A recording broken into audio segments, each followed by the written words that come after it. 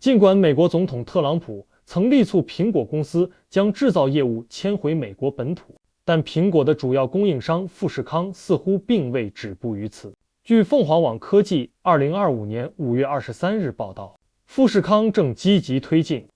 在印度金奈附近建设一座价值15亿美元的组件工厂。此举无疑是苹果在印度供应链布局的又一次重大扩展。富士康大手笔投资印度，深化苹果供应链多元化。据悉，富士康计划在印度南部泰米尔纳德邦建造一个显示模组工厂，旨在为其核心客户苹果供货。这一投资项目已于本周一在伦敦证券交易所公布。富士康将向其印度子公司预展科技注资15亿美元。实际上，泰米尔纳德邦政府早在2024年10月便已批准预展科技向 ESR Oregadam 工业与物流园投资1318亿卢比，用于建设显示模组组装厂。该园区紧邻富士康现有的金奈 iPhone 工厂。印度政府官员透露，这笔15亿美元的投资正是用于这座新工厂，并且其主要目标是为 iPhone 提供显示模组，这是位于玻璃屏幕下方，提供触控、亮度、色彩等所有屏幕功能的关键部件。特朗普警告下的逆势扩张，政治与商业的博弈。富士康的这一举动无疑是苹果生产多元化策略的延续，旨在将更多生产线转移至印度。此前有报道称，苹果计划到2025年底将每年面向美国市场销售的6000万部 iPhone 全部转由印度供应。尽管中国目前仍是苹果最大的制造基地，但印度在全球 iPhone 生产中的地位正迅速崛起。然而，这一战略转变在政治上并非没有争议，尤其是自特朗普再次当选美国总统以来，他一直致力于推动苹果将生产线迁回美国。甚至在上周，特朗普公开表示，他与苹果 CEO 蒂姆·库克之间存在小问题，明确反对苹果在印度建厂，强调制造业应该回归美国。印度电子产业的崛起与机遇，尽管面临来自美国的政治压力，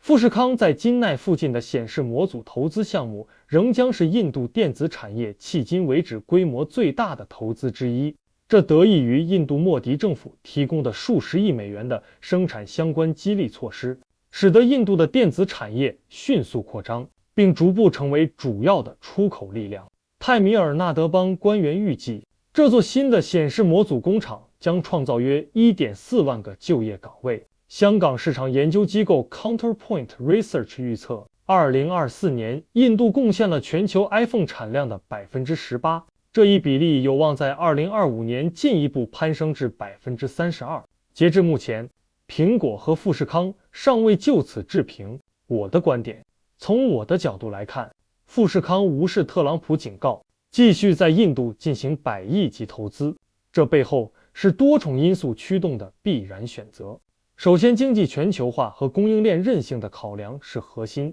尽管特朗普试图通过政治手段影响企业的商业决策，但对于像苹果和富士康这样的跨国巨头而言，构建多元化的全球供应链是降低风险、提高生产效率和应对地缘政治不确定性的关键策略。过度依赖单一市场或生产基地，尤其是在当前国际局势复杂多变的情况下，是极其危险的。印度作为人口大国和新兴市场，其不断完善的产业链和政府提供的激励政策，使其成为一个极具吸引力的替代方案。其次，成本效益和市场潜力是不可忽视的商业诱因。印度拥有庞大且年轻的劳动力，其劳动力成本相对较低，这对于劳动密集型的电子制造产业而言具有显著优势。同时，印度本土市场潜力巨大，随着印度经济的增长和中产阶级的壮大，其对智能手机等电子产品的需求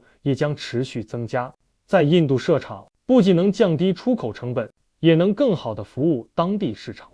甚至辐射周边国家。第三，特朗普的美国制造口号虽然具有政治号召力，但其商业可行性面临挑战。将所有生产线搬回美国，意味着更高的劳动力成本、更复杂的物流和供应链重构，这些都将大幅增加苹果的生产成本。并最终体现在产品价格上，削弱其市场竞争力。对于逐利的商业公司而言，政治诉求往往需要服从于经济效益。最后，印度政府的积极招商引资政策起到了推波助澜的作用。莫迪政府提供的生产相关激励措施，无疑是吸引富士康等大型制造商落户的关键因素。这些政策不仅降低了投资门槛，也为企业提供了更优惠的营商环境。综上所述，富士康在印度的100亿投资，是苹果及其供应商在全球化背景下，基于商业利益、风险规避和市场拓展的综合考量。